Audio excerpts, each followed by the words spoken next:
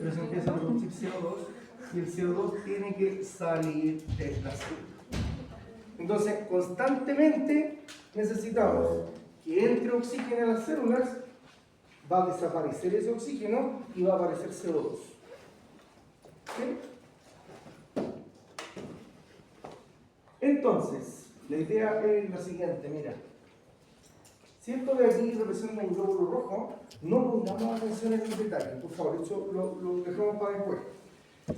Aquí la cosa yo la he puesto en detalle, pero precisamente vamos a ver que no es necesario el detalle, sino que entender la idea que hay detrás de esto. Si este de aquí es un glóbulo rojo que va a estar dando vuelta en circulación, como los tantos otros millones y millones de glóbulos rojos que tenemos en circulación, dentro de este glóbulo rojo, que se formó en la médula ósea, pero que ya al salir al torrente sanguíneo no tiene núcleo, no tiene mitocondrias, no tiene nada, solamente no es que solamente, pero lleva un cargamento especial, lleva muchas de estas proteínas que se llaman hemoglobina. La hemoglobina es una proteína que se escribe como HB y ahí dice que es una proteína que puede recibir 4 oxígenos. O sea, es un delivery, pero como dentro del glóbulo rojo tú tienes muchas hemoglobinas, cada uno de los glóbulos rojos está transportando mucho oxígeno. Y como además tenemos muchos glóbulos rojos, es bastante el oxígeno que se va a transportar. Ahora, ¿por qué nos vemos obligados a tener una célula que transporte el oxígeno? Porque el oxígeno se lleva muy mal con el agua. ¿Se puede disolver en el agua? Sí, pero es tan poca la cantidad que tú puedes disolver en agua que si tú tuvieras que solamente la sangre fuera nada más que agua con oxígeno, la cantidad de oxígeno que hay ahí para repartir es prácticamente nada. ¿Se entiende esta idea o no? Entonces, ¿cómo se soluciona este problema? Con un delivery. Este delivery se llama glóbulo rojo. Y dentro del glóbulo rojo, entonces tenemos la proteína que se llama hemoglobina. Esto lo vamos a estar discutiendo también mañana y el lunes. Si en el pulmón nosotros estamos inspirando aire y ese aire trae oxígeno en el pulmón, cuando esté unido con la sangre, ahí en la cercanía, es decir, entre el pulmón y los vasos sanguíneos de la sangre, vamos a tener la posibilidad de que el oxígeno vaya por gradiente desde el pulmón a la sangre. ¿No acordamos del gradiente? La idea de gradiente es un movimiento que ocurre desde una partícula donde está muy concentrada en una parte hacia donde hay menos concentración. Entonces, aceptemos por una primera instancia, después mañana le vamos a colocar estos números a estas cosas. Si en el pulmón hay mucho oxígeno, el oxígeno va a entrar por difusión simple al glóbulo rojo. ¿Sí? Porque puede. Difusión simple, no necesita ninguna proteína de superficie. Pero una vez que llegamos a la hemoglobina dice, aquí estoy, HB, me van a dar un oxígeno, yo lo recibo, listo.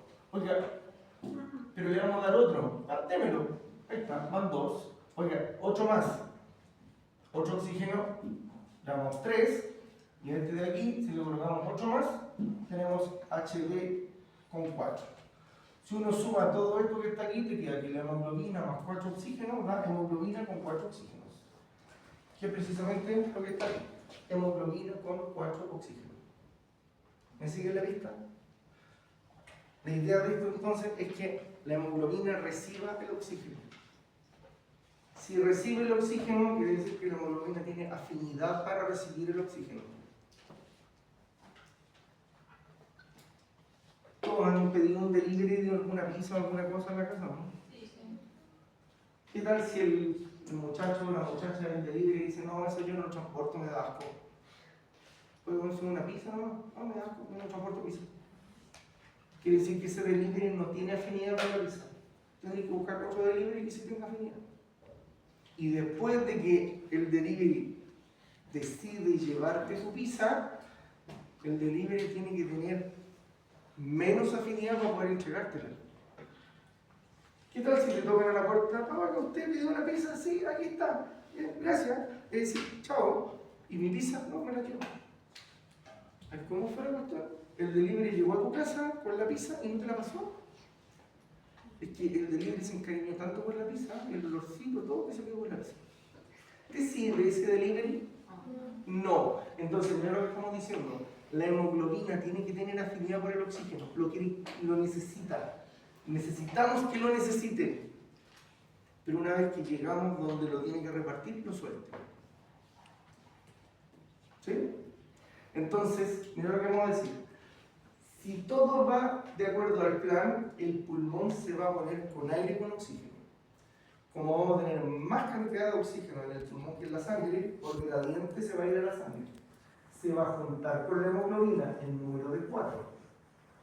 Y una vez que la hemoglobina esté llena de oxígeno, nosotros necesitamos que ahora la hemoglobina suelte el oxígeno. ¿Cómo es eso? Que se llene de oxígeno en el pulmón, pero que lo suelte en el cerebro. ¿Por qué? ¿Qué pasa si la sangre va al cerebro y no suelta el oxígeno? ¿Se entiende lo que estoy planteando? Yo sé que están súper cansados, pero esto no es tan complicado, pero necesitamos conversarla. Lo que está puesto en la pizarra les va a nublar el entendimiento porque están más pendientes de que como que voy a aprender todo esto a lo que yo estoy tratando de hacerles ver que es lo que me interesa que ustedes manejen. Primera cosa, en el pulmón debe haber más oxígeno que en la sangre. Si eso es cierto, el oxígeno va a entrar a los glóbulos rojos. Listo, primera parte. Segunda parte, necesitamos que la hemoglobina tenga afinidad por agarrar oxígeno. Lo hemos logrado. Y ahora que hemos logrado eso, la hemoglobina quiere quedarse con el oxígeno. Y nosotros no queremos eso. Queremos que lo transporte y lo entregue. No que solamente lo transporte y se quede con el oxígeno. Porque si llegamos al cerebro y no entregamos el oxígeno, el cerebro se va a quedar sin oxígeno. ¿Sí? Entonces, en el camino tiene que pasar lo siguiente. En el camino al cerebro o al músculo o a cualquier otro órgano, dentro del glóbulo rojo debe aparecer esa cosa que está ahí. Es 2,3 BPG. Por favor, no lo aprenda el tiro, por favor, tenga atención. Y lo otro que debe pasar es que haya protones. Si estas dos cosas están, la hemoglobina va a soltar el oxígeno. ¿Y qué pasa si cualquiera de estas dos no está? La hemoglobina se queda con el oxígeno. Y no lo suelta. ¿Y a ti qué te interesa? Que lo lleve al cerebro y suelte el oxígeno. Entonces, por favor, atención, mira. Concentrémonos. Lo que tenemos acá es un transportador de glucosa. Estos transportadores de glucosa tienen que estar, ¿por qué? Porque la glucosa no tiene derecho a la difusión simple. Tiene que haber una difusión facilitada. A este transportador se le conoce como GLUT1. T de transportador y de glucosa. ¿Cuál? El 1. ¿Eso quiere decir que es más de 1? Sí. Más rato, la próxima semana vamos a ver el GLUT4 en gloria está. Atención, mira. Si la glucosa entra, esto no tenemos por qué saberlo porque no está en un prerequisito. Pero la glucosa se empieza a transformar, a descomponer en elementos más pequeños todavía. Hasta que finalmente termina en CO2. Pero como este proceso de CO2 ocurre en la mitocondria y el glóbulo rojo no tiene mitocondria, estamos condenados a que entre glucosa, se transforme en lactato y el lactato salga para afuera. El lactato tiene 3 carbonos, por lo tanto, si la glucosa tiene 6, tienen que haber 2 lactatos porque tú rompiste la glucosa.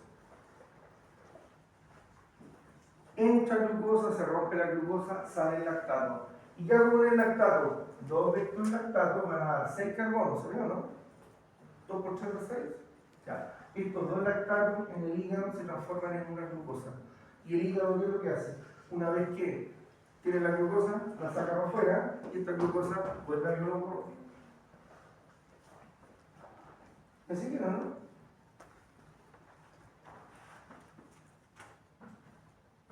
Concentrémonos porque yo sé que estamos cansados, pero último paso, mira. Vayan a estudiar menos. Las láminas van a ser más accesibles a la lectura. Si no, te voy a amargar con todo este detalle. A mí no me interesa que se aprendan todos esos nombres de nombre. Pero lo que sí me interesa de sobremanera es que si la glucosa en algún momento deja de entrar al glóbulo rojo, no se va a producir ese que está ahí. Y si ese no se produce, la hemoglobina no va a soltar el oxígeno. No acordamos cuánto era el número que tenía que tener la glucosa en sangre, ¿no?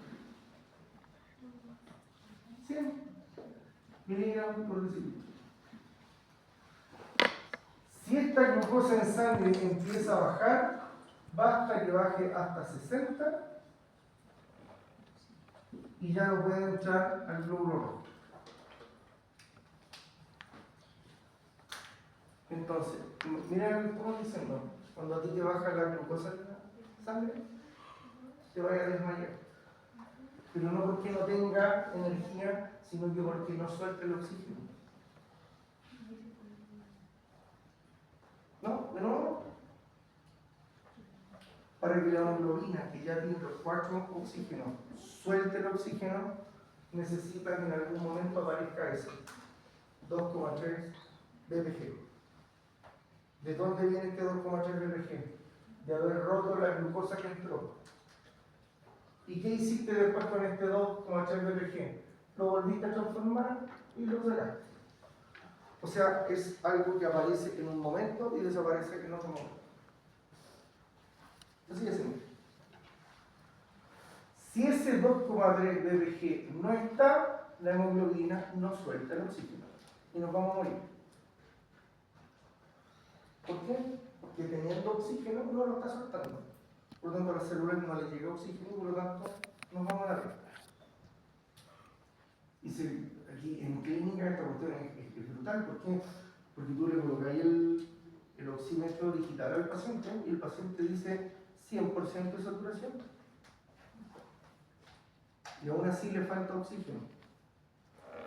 Te lo cambio si en el patio de tu casa o cerca donde tú vives o en una propiedad tuya, abajo a 2 kilómetros, a 3 kilómetros, abajo hay una mina de oro.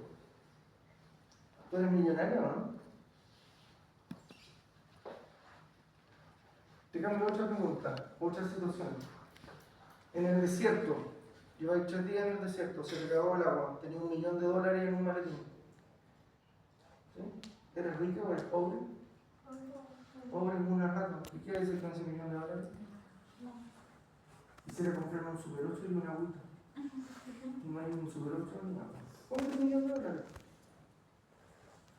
¿Te cuenta que el concepto de riqueza es 8? Aquí, tener oxígeno no significa que los órganos lo van a recibir. Tú tienes que primero colocarlo dentro de la hemoglobina que está dentro del glóbulo rojo y después este glóbulo rojo repartirlo y la hemoglobina soltar el oxígeno. ¿Y qué pasa si la hemoglobina no lo suelta? Hipoxia. Te muere. Pero está lleno de oxígeno. Sí, pero te mueres igual. Porque la idea es tener oxígeno y repartirlo. No tener oxígeno y quedártelo. Ya, ¿y cómo logramos entonces sacar el oxígeno de la hemoglobina?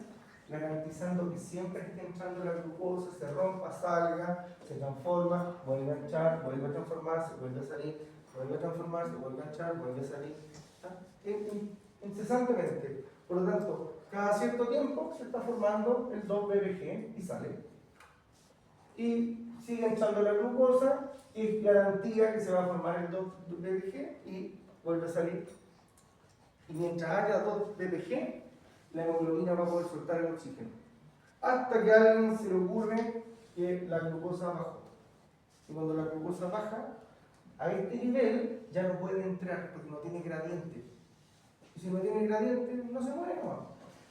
Así que si la glucosa en sangre, la glicemia baja, la hemoglobina no va a soltar el oxígeno. Eso es lo que hay que tener claro para estudiar este punto. ¿Sí? Y es algo que va a ocurrir siempre, esto debería ocurrir siempre. Lo que no debería ocurrir es que la glucosa baje. Entonces cuando a las personas les baja la glicemia se desmayan, se sienten mal, pero porque no les llega oxígeno al cerebro, ni al corazón, ni al músculo. ¿Por qué? Porque la hemoglobina no lo está soltando. ¿Sí? ¿Quedó clara esta cosa o no? Entonces, si te baja la glucosa no es porque te baje la energía, te bajó el oxígeno, no tenés oxígeno. ¿Sí? Y antes de comentar, o simplemente dejar presentado esto, lo seguimos conversando mañana, un concepto que se estudia en química, pero yo sé que ustedes no han tenido química, así que con mayor razón. Si tú tienes un recipiente con agua, basta que haya agua y existe la posibilidad de que dentro de esta agua haya este elemento que está allí puesto en negro, que se llama protón. Eso de ahí son los protones. Entonces tú en un recipiente acuoso, esta agua puede tener muchos protones o puede tener muy pocos protones. Y mientras más protones haya en este vaso con agua, se dice que este vaso con agua está ácido. Si tú exprimís un limón, oh, está ácido el limón, quiere decir que esa muestra líquida tenía muchos protones. ¿Sí? Y si por el contrario, si estos protones son muy bajos, casi cero, tú dices que esta muestra con agua es muy poco ácida, o que al revés se dice que es básica. ¿Sí? Entonces, esta cuestión yo jamás la voy a hacer calcular, pero quiero que se entienda lo siguiente. Si tú determinas la cantidad de protones que hay aquí, en una concentración, y le aplicáis logaritmo con el signo negativo, te va a dar un número. Y ese número es el pH. Y el pH es como la temperatura. ¿Qué interpretan ustedes que yo les dijera hoy o mañana van a ser menos 2 grados Celsius? Va a ser frío, ¿cierto? Y si digo no, mañana va a haber 43 grados Celsius. Va a ser mucho calor. Eso es lo que uno interpreta, porque uno está familiarizado con la escala Celsius de temperatura.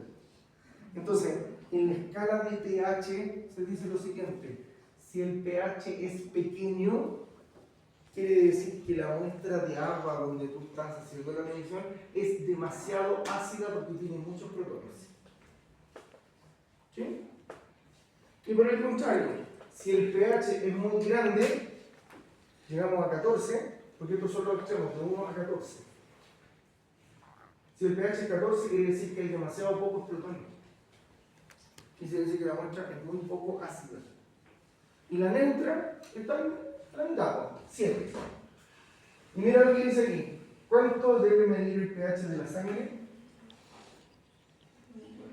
7.4. Entonces yo necesito que empecemos a hacer la asociación. El pH de la sangre no es neutro, porque si fuera neutro sería pH 7. Es pH 7.4. ¿Sí? Y este pH 7.4 si cambia, nos vamos a negro. Ya, entonces, ¿qué me importa a mí el pH? Fíjense que el pH sanguíneo tiene que ver con la concentración de protones. Y la concentración de protones, mira, nuevamente aparece esta ecuación. Y ya no es una ecuación, sino que es una proporción. ¿Qué dice esto? Numerador, presión de CO2, denominador, bicarbonato. Y lo último que vamos a ver es lo siguiente. Mira, y con esto sigo mañana. pH de la sangre tiene que ser 7.4. ¿Qué pasa si es neutro? Nos morimos. Ay, pero mire lo que bajó una porquería de 7,0 a 7.4. Esa diferencia hace que tú estés en coma muriendo. Entonces, para tener un pH de 7.4, nosotros vamos a poner atención a dos variables: la cantidad de CO2 que hay en el plasma y la cantidad de bicarbonato que hay en el plasma. Y ustedes ya saben qué cosa: que si sube el numerador, sube el número resultante, y si disminuye el denominador, sube el número resultante. ¿Sí? Entonces, ¿qué tiene que ver esto con lo que estamos hablando? Mira, CO2 en la sangre. ¿Quién produce el CO2? Los órganos como el músculo y las neuronas. Por lo tanto, siempre nosotros estamos produciendo CO2 a la sangre. ¿Sí? Si aumenta mucho la cantidad de CO2 en la sangre, ¿qué va a pasar con los protones? Aumenta el numerador, ¿qué le pasa al número resultante? Aumenta. Y si aumentan los protones, ¿qué le pasa al pH? Se vuelve ácido. Y la sangre no puede tener un pH ácido, tiene que tener un pH de 7.4. Entonces, nosotros tenemos que deshacernos de este CO2. Y por eso es importante el sistema troncopulmonar que vamos a estar estudiando mañana. ¿Sí? Pero para llevar el CO2 desde la cabeza o los músculos al pulmón, el CO2 debe ingresar al glóbulo rojo por difusión simple. Esto de aquí es imperdible ya no tenerlo claro. El oxígeno ingresa al glóbulo rojo por difusión simple, el CO2 ingresa al glóbulo rojo por difusión simple. Y una vez que estamos dentro del glóbulo rojo, el CO2 va a tener unas transformaciones que vamos a estar estudiando mañana. ¿Ah? Pero que tarde o temprano, al ingresar el CO2, por favor atención, mira, ¿qué va a aparecer aquí adentro? Ese protón. Y ese protón le va a ayudar a este 2,3 BPG a que se suelte el oxígeno. Entonces, esta cuestión es como si estuviera diseñado. Es un paquete que va al músculo donde se está produciendo CO2 y donde se requiere oxígeno. Entonces, este glóbulo rojo dice, yo tengo algo que tú quieres. ¿Ya? Entonces, dame lo que te está sobrando. Perfecto, ahí lo tienes. Yo lo voy a transformar y en esta transformación voy a perder afinidad más la glucosa que está ingresando, voy a tener estos dos elementos. Y cuando estos dos elementos están con la hemoglobina suelta el oxígeno. Se hizo la transacción, se va al glóbulo rojo del músculo o del cerebro, donde sea. ¿Sí? ¿Más bien? ¿Se entendió?